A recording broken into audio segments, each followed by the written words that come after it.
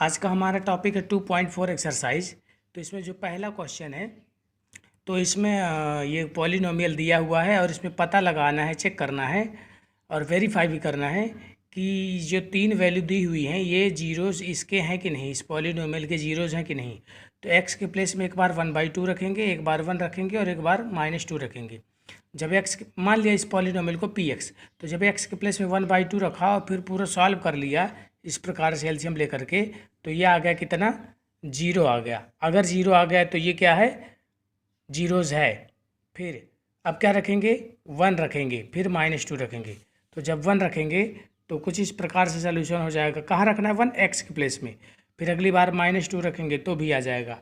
तो ये तीनों रखने पर 0 आ जाता है। मतलब क्या है, ये जीरोज़ तो है तीनों वैल्यू। अब क्या करेंगे, वेरिफिकेशन करेंगे। तो क्यूबिक पॉलिनोमियल का वेरिफिकेशन जो होता है, तीन इसमें फार्मूले लगते हैं। पहली वैल्यू को अल्फ़ा मान लेते हैं, दूसरे को बीटा, तीसरे को गामा। वेरिफिकेशन करने के लिए alpha plus beta plus gamma का फार्मूला ये होता है। ये वैल्यू रख दिया अल्फ़ा बीटा गामा की और सॉल्व करने पर ये आ गया, तो वेरीफाई हो गया।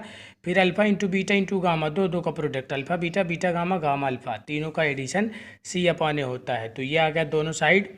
और ABC की वैल्यू इसे निकालेंगे। A की वैल्यू 2, B की वैल्यू 1, यहाँ पे 1, और C की वैल्यू -2, D की वैल्यू 2, C की वैल्यू -5 और D की वैल्यू 2। तो ये रख देंगे, तो ये भी आ जाएगा दोनों साइड इक्वल। फिर तीसरा वेरिफिकेशन क्या होता है, alpha into beta into gamma equal to क्या होता है, -T/A। तो ये रख दिया, तो ये 2 से 2 कैंसिल आउट हो गया, तो -1 इक्वल टू -1 आ गया। तो ये पहला क्वेश्चन वेरीफाई हो गया। जो दूसरा क्वेश्चन है इसमें दिया हुआ है जीरोज़, सम ऑफ जीरोज़ दिया है। फिर sum of zeros taken 2 at a time, माने दो का सम। फिर 3 का, यानी अल्फ़ा बीटा गामा। तो पहला दिया alpha plus beta plus gamma, तो ये लिख लिया। फिर दूसरा दिया alpha beta beta gamma gamma alpha, तीनों का सम, तो ये लिख लिया। और अल्फ़ा बीटा गामा ये लिख लिया। दूसरा क्वेश्चन ध्यान से पढ़ेंगे आप तो समझ में आएगा। तो इसमें तीनों के अपान में कुछ नहीं है तो 1 लिख दिया। तो ए की वैल्यू हर जगह 1 है, तो ए की वैल्यू क्या हो गई, 1। बी की वैल्यू क्या हो जाएगी, 2, लेकिन इस माइनस की वजह से -2। और सी की वैल्यू क्या दी हुई है, -7। डी की वैल्यू में माइनस माइनस कट जाएगा तो डी की वैल्यू 4। तो क्यूबिक पॉलिनोमियल का फार्मूला क्या होता है, ax³ plus bx² plus cx plus d। ABC की वैल्यू रख दिया, तो ये क्यूबिक पॉलिनोमियल मिल गया। अब देखेंगे क्वेश्चन नंबर 3। तो क्वेश्चन नंबर 3 में एक क्यूबिक पॉलिनोमियल दिया हुआ है। इसके जीरोज़ दिए हुए हैं a minus B, a plus B. तो जीरोज़ को x या अल्फ़ा बीटा गामा कुछ भी लिख सकते हैं। तो अल्फ़ा हो गया ये, बीटा हो गया ये, गामा हो गया ये। क्यूबिक है ना, इसलिए 3 जीरोज़ दिए हैं, अल्फ़ा बीटा गामा। अब अपन को पता है कि alpha plus beta plus gamma क्या होता है, -B/A। यहाँ पे कैपिटल बी और कैपिटल ए क्यों लिखा, क्योंकि स्मॉल a b तो क्वेश्चन में खुद दिया हुआ है ताकि कन्फ्यूजन न हो। तो ये कैपिटल ए की वैल्यू 1, कैपिटल बी की वैल्यू -3 और सी की वैल्यू यहाँ पे 1 और डी की वैल्यू 1। तो ये वैल्यू रख दिया। तो अल्फ़ा की वैल्यू है -B, बीटा की वैल्यू a, गामा की वैल्यू a प्लस बी। तो ये b से b कैंसिल आउट हो गया, तो 3 ये इक्वल टू 3 मिल गया, तो a इक्वल टू 1 मिल गया। 3 से 3 कैंसिल हो जाएगा इधर आके डिवाइड में। अब alpha beta plus beta gamma plus gamma alpha की का फार्मूला भी लगा सकते थे, लेकिन अल्फ़ा बीटा गामा इसको लगाने से जल्दी आ जाएगा। तो इसमें तीनों की वैल्यू रख दिया और ए के प्लेस में रख दिया 1। तो ये a minus B plus B का फार्मूला हो गया 1 - b² इक्वल टू -1। तो ये 1 उधर जाके हो गया प्लस, तो 1 + 1 2, और 2 किसी का स्क्वायर नहीं है तो √2 का स्क्वायर है, तो √2 बन गया ये। और इसमें पावर 2 थी b की, इसलिए प्लस माइनस लिख दिया। जितनी पावर होगी उतने आंसर आएंगे, तो b की वैल्यू +-2 हो गई। तो ये था क्वेश्चन नंबर 3। अब देखेंगे क्वेश्चन नंबर 4।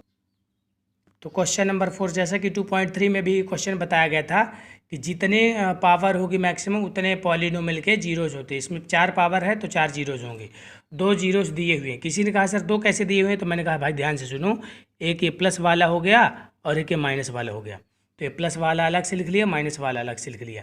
तो ये जब इधर जाएगा तो ये +2 -2 हो जाएगा और -√3 हो जाएगा, तो ऐसा हो जाएगा ये। और ये जब जाएगा इधर साइड तो ये +2 -2 और -3 +√3 हो जाएगा। बहुत ध्यान से आराम से सुनिएगा तो बन जाएगा। अब इन दोनों को प्रोडक्ट करेंगे, तो ये जो x -2 है, यहाँ पे x -2 इसको मान लेंगे a, ये देखिए अलग कलर से लिखा हुआ है। और जो √3 लिखा हुआ है इसको मान लेंगे b। तो देखो a माइनस b और फिर a प्लस b, तो इसका फार्मूला क्या होता है, a² माइनस b²। तो a माइनस बी का होल स्क्वायर होता है। अब इसमें आइडेंटिटी लगेगी, a माइनस बी का होल स्क्वायर होता है a² + b² -2ab, -√3 का स्क्वायर 3 हो जाएगा। तो इसको सॉल्व करने पर यह आ गया। आप जीरोज़ फाइंड करने के लिए इससे डिवाइड कर देंगे। और इस तरीके के क्वेश्चन में रिमाइंडर हमेशा क्या आता है, जीरो। तो यहाँ पे आ गया कोसेंट क्या आ गया, x square minus 2x minus 5। तो रिमेनिंग जीरोज़ फाइंड करने के लिए इसको फैक्टराइज कर लेंगे। तो फैक्टराइज करते तो मैंने बताया था 2.1 एक्सरसाइज में, तो इस तरीके से आ जाएगा। तो जीरोज़ कौन कौन से आ गए, ये दो दिए हुए थे, ये तीसरा आ गया और ये चौथा आ गया।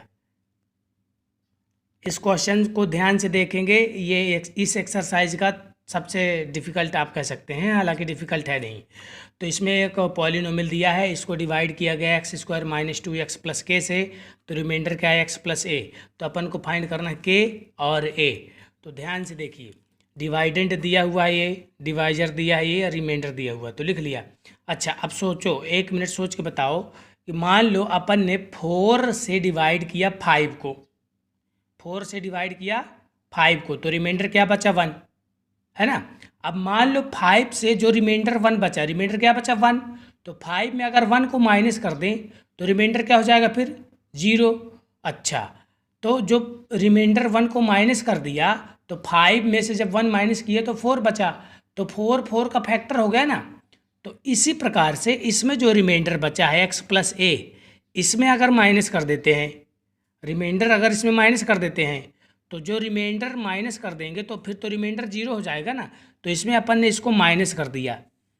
देखो यहाँ पे लिखा है, अगर रिमाइंडर को सब्ट्रैक्ट कर दिया जाए, जैसे देखो एक अच्छे से और समझ सकते हो, 4 से डिवाइड किया 5 को, तो 4 1 जा 4, रिमाइंडर 1 बचा।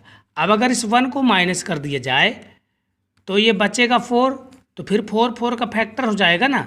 तो यही मैं कह रहा हूँ कि अगर x प्लस ए जो रिमाइंडर है उसको माइनस कर दिया जाए डिवाइडेंड से, तो ये क्या हो जाएगा, फैक्टर हो जाएगा। ये पूरा डिवाइड कर दिया था, जैसे कि ये 4 पूरा डिवाइड कर दिया था, तो रिमाइंडर को अपन ने माइनस किया इसमें, ये माइनस एक्स और माइनस ए। अब रिमाइंडर को माइनस करने के बाद जो डिवाइजर था उससे डिवाइड करेंगे।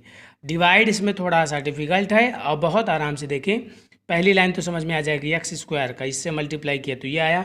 अब ये इससे कैंसिल आउट हो गया, ये 6 में से 2 4 बचा माइनस का।